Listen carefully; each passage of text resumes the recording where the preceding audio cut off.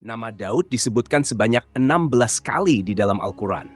Sosoknya tak hanya dipandang sebagai Nabi Allah, tetapi juga beliau adalah seorang raja yang adil dan saleh. Tapi tahukah teman-teman, Nabi Daud yang menjadi raja dari kaum Bani Israel bukanlah berasal dari keturunan seorang raja.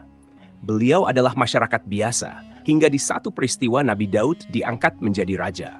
Hal itu menjadikan Daud raja sekaligus nabi bagi kaum Bani Israel. Di sini kita akan kisahkan bagaimana ceritanya Nabi Daud bisa menjadi raja dan bagaimana beliau ketika menghadapi musuhnya satu lawan satu yang memiliki postur tinggi besar seperti raksasa. Untuk itu di video kali ini kita akan membahas tentang pertarungan Nabi Daud melawan manusia raksasa. Assalamualaikum warahmatullahi wabarakatuh. Sobat beriman yang dimuliakan Allah. Mohon bantu support channel ini supaya terus berkembang dengan cara like, komen, subscribe. Semoga kita selalu dalam keadaan sehat walafiat dan dimudahkan rezekinya. Amin ya robbal alamin. Nabi Daud diperkirakan hidup antara tahun 1040 sampai 970 sebelum Masehi. Beliau merupakan keturunan dari Yahuza dan beliau adalah ayah dari Nabi Allah Sulaiman dan moyang dari Nabi Zakaria, Nabi Yahya, dan Nabi Isa. Kisah ini terdapat dalam sebuah buku yang berjudul Dahsyatnya Doa Para Nabi yang dikutip oleh Syamsuddin Nur. Setelah wafatnya Nabi Musa dan Harun, ketika itu kaum Bani Israel ini tidak memiliki seorang pemimpin.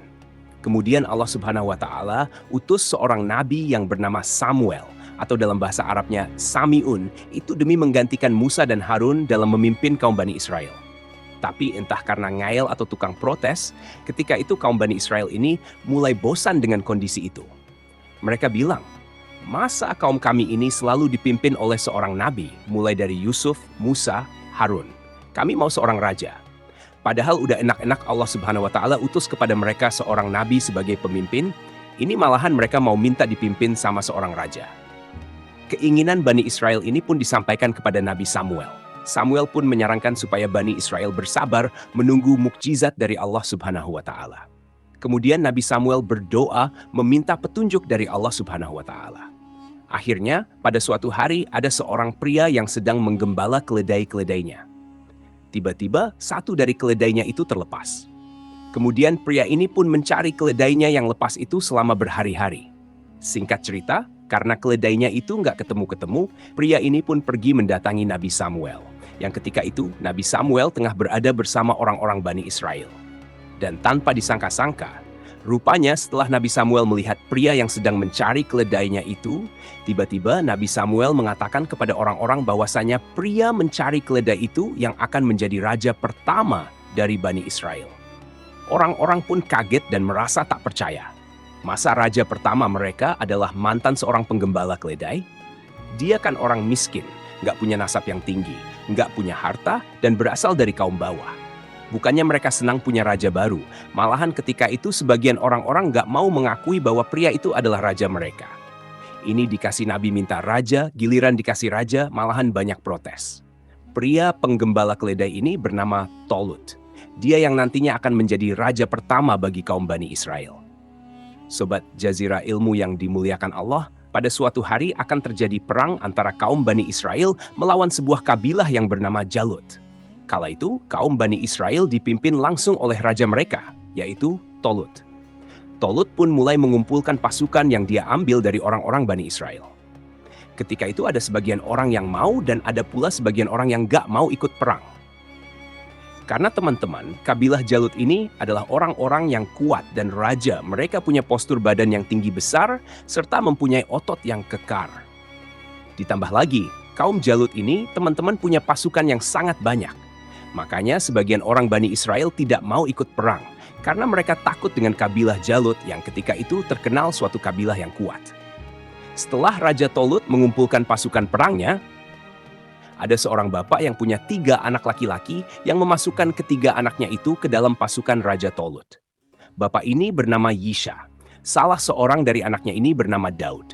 Yisha berpesan kepada anaknya ini supaya nanti kalau ikut perang, jangan perang di barisan paling depan.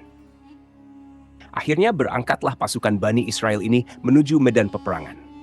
Maka ketika mereka telah sampai di depan sana, ada pasukan dari kabilah Jalut. Mereka melihat jumlah dari pasukan Jalut ini sangat banyak dan mereka besar-besar. Kemudian dipersenjatai lengkap mulai dari pedang, tombak, dan baju besi. Maka banyak ketika itu orang-orang Bani Israel yang menjadi daun dan takut. Ada beberapa orang yang mundur dari pasukan sebelum perang, maka hanya tersisa segelintir orang saja yang berani dan siap untuk berperang melawan kabilah Jalut. Sebelum dimulainya peperangan, raja dari kabilah Jalut yang memiliki postur tubuh raksasa maju ke barisan depan. Raja Jalut ini, teman-teman, jika di bahasa populernya, dia bernama Goliat. Kemudian dia menantang 1 lawan 1 kepada pasukan Bani Israel. Namun tidak seorang pun dari tentara Bani Israel yang berani menerima tantangan itu. Kemudian Raja Jalut mengejek dan menghina pasukan Bani Israel. Mendengar kesombongan Raja Jalut, kemudian Raja Tolut berkata kepada sisa pasukan yang sedikit itu, "Siapakah di antara kalian yang bisa membunuh pimpinan kabilah Jalut? Maka akan kunikahkan dia dengan putriku, dan suatu hari dia akan menggantikanku sebagai raja dari Bani Israel." Karena teman-teman, Raja Talut ini nggak punya anak laki-laki yang nantinya akan mewarisi tahta kerajaan Bani Israel. Makanya Raja Tolut ketika itu mengadakan semacam sayembara. Tapi ketika sayembara itu diserukan kepada kaum Bani Israel, mereka semua pada tertunduk takut. Mereka pikir mustahil untuk bisa melakukannya. Dan ini sama saja aksi bunuh diri dari sisa pasukan Bani Israel yang sedikit itu. Ternyata ada seorang anak muda yang memberanikan dirinya untuk maju melawan Raja Jalut yang bertubuh raksasa itu. Dia adalah Daud. Daud maju ke depan menawarkan diri, yang padahal dia sudah dititipkan pesan oleh ayahnya tadi untuk tidak berperang di barisan depan. Ketika itu Raja Tolut sempat pesimis. Apa ia anak yang masih di bawah umur yang bernama Daud ini sanggup untuk melawan Raja Jalut yang perkasa itu? Sekali lagi, Raja Tolut merasa berat dan ragu. Belum lagi ketika itu, Daud atau Nabi Daud muda ini hanyalah seorang penggembala kambing yang bertubuh kecil dan bukanlah seorang prajurit perang. Kemudian Daud berkata kepada rajanya, "Wahai rajaku, janganlah engkau terpengaruh dengan usia mudaku dan keadaan fisikku. Aku tahu engkau ragu-ragu dan khawatir untuk melepaskanku melawan Jalut yang perkasa itu. Tapi, ingatlah bahwasanya yang menentukan kemenangan dalam pertarungan bukanlah hanya kekuatan fisik dan kebesaran badan belaka. Yang lebih penting adalah keteguhan hati, keuletan bertempur, iman, dan kepercayaan kepada Allah Subhanahu wa Ta'ala yang menentukan hidup dan mati bagi seorang hambanya." Dengan berat hati, akhirnya Raja Tolut mengizinkan Daud untuk maju bertempur 1 lawan 1. Kemudian Raja Tolut memberikan pedang, perisai, dan baju besi kepada Daud. Tapi Daud menolaknya dengan alasan belum terbiasa menggunakannya. Ditambah lagi, pedang dan baju besi itu berat dan akan memperlambat gerakannya. Ini merupakan perang pertama bagi Daud. Saat itu dia akan melawan Raja Jalut hanya dengan menggunakan tongkat dan sebuah ketapel saja. Raja Tolut merasa keheranan. Kemudian dia berkata, "Wahai Daud, bagaimana bisa engkau mengalahkan Jalut hanya dengan bersenjatakan tongkat dan ketapel? Coba engkau lihat Jalut, dia menggunakan pedang yang sangat panjang lengkap dengan pakaian besinya." Kemudian Nabi Daud berkata, "Allah Subhanahu wa Ta'ala yang akan melindungiku. Taring singa dan kuku beruang juga akan melindungiku dari sabetan pedang dan panah Jalut yang durhaka itu." Ketika Daud dan Raja Jalut sudah saling berhadap-hadapan dan siap untuk bertarung, Raja Jalut berkata, "Untuk apa tongkat yang engkau bawa itu? Untuk mengejar anjing atau memukul anak-anak yang sebaya denganmu? Di mana pedang dan baju besimu? Rupanya kau sudah bosan hidup ya? Kasihan, padahal engkau masih muda. Engkau belum merasakan suka dukanya kehidupan. Engkau masih harus banyak belajar dari pengalaman. Baiklah, majulah kau ke sini. Aku akan membunuhmu dengan sekejap. Dagingmu akan kujadikan makanan yang lezat bagi binatang-binatang di darat dan burung-burung di udara." Merasa diremehkan, kemudian Nabi Daud berkata, "Kau boleh bangga dengan zirah dan topi bajamu. Kau boleh merasa kuat dan ampuh dengan pedang dan panahmu. Akan tetapi, ingatlah benda-benda itu tidak akan sanggup menyelamatkan nyawamu dari tanganku yang masih halus dan bersih ini. Aku datang ke sini dengan nama Allah Subhanahu wa Ta'ala, Tuhan Bani Israel yang telah lama engkau hinakan. Sebentar lagi kau akan mengetahui apakah pedang dan panahmu yang akan mengakhiri nyawaku, atau kehendak dan kekuasaan Allah Subhanahu wa Ta'ala yang akan merenggut nyawamu dan mengirimkanmu ke neraka jahanam." Mendengar hal ini, Jalut pun jadi marah. Kemudian dia langsung mendatangi Daud dengan pedangnya. Sebelum sempat mendekat, Nabi Daud segera melemparkan batu dengan ketapelnya tepat ke arah kening Jalut. Kemudian darah pun mengalir deras dari kening Jalut hingga darah itu menutupi kedua matanya. Atas izin dari Allah Subhanahu wa Ta'ala, pada lemparan ketapel yang kedua dan ketiga, membuat Jalut tersungkur di atas tanah dan langsung meninggal dunia. Matilah Jalut. Ini membuat tentara dari kaumnya mundur dari peperangan. Artinya, ketika itu kaum Bani Israel memenangkan peperangan dengan hanya duel 1 lawan 1 antara Nabi Daud dan Raja Jalut. Mereka, tentara Tolut, mengalahkan tentara Jalut dengan izin Allah. Dan dalam peperangan itu, Daud membunuh Jalut.